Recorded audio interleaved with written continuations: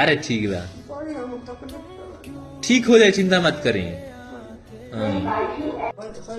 हाँ टेबलेट के खाएं होकर के टेबलेट के खाएं, टेबलेट के खाएं माने खाना खा ले तब के बाद में होई खाई हाँ सुबह शाम।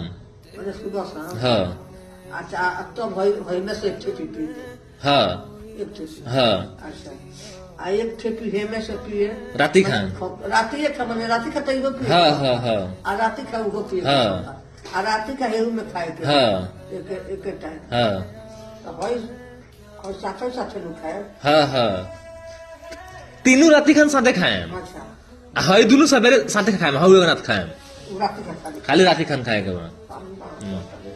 अरे ठीक बा, ठीक हो जाए, चिंता मत करें।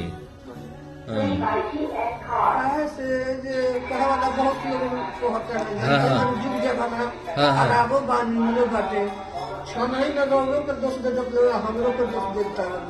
अब निकाह करी कि काट के ना मिलिए थे। ना ना हमें कौन मान अरे पक्का ठीक हो जाए, हमरा आई हमरा फिर मिलनी ना ठीक होगा हम तो हमरा और दवाई दे दूसरा दवाई।